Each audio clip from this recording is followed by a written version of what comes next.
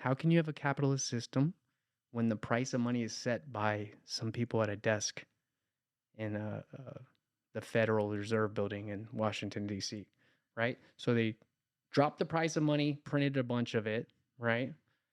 That money started flowing into things, housing for one, right? The stock market for two. Now you have a case where they said, oh, inflation isn't transitory, right? It's not going to go away. It looks like it's sticking. We need to raise the price of money. So now they've risen the price of money, right? And now everything's trying to find its price because that's what prices are. It's information, right? On goods and services, demand and supply. And now that's why we see these fluctuations in the housing market is because of those things, right? You print a bunch of money, you swing the price of the money, and you're trying to find an equilibrium. So that's where that's happening. Now, how did this pans out? I don't know, right? I think housing will be okay. Did some people are going to get hurt if they bought last year and they went 50K over asking and they bought it with cash? Yeah, they might be underwater in time, right? What kind of time frame do you think we're talking about?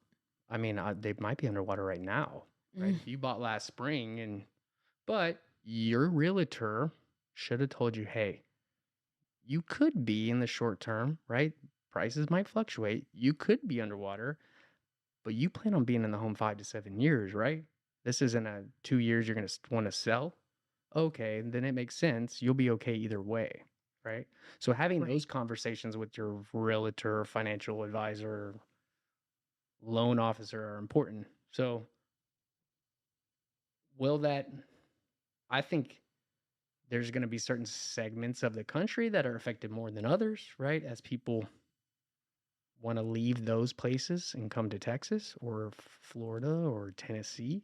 I don't see those migration patterns changing, right? I would expect them to speed up. Then you have the geopolitical onshoring of manufacturing, right? With the whole COVID lockdowns, we figured out that, hey, we probably need some of these vital goods and services to be produced here, or at least with allies that we know are going to be allies in 10, 20, 30 years. Right. So those patterns are going to continue. Texas had uh,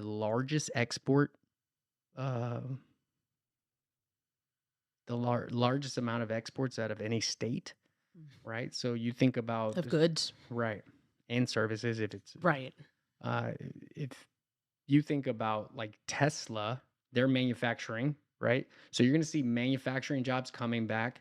That's going to set up a base to the housing market because those jobs they haven't even started coming to Texas, right? Even though the plans for the microchips with Samsung, right, and Mm, things like that, those jobs haven't even come, let alone the families and the people who need to cut their lawns and wash their cars and service their homes and all those things, right? So right. that's going to set a base. Now, will that be the same in Sacramento or San Jose or, you know, Right. Seattle? I don't know, right? But I think we'll be okay.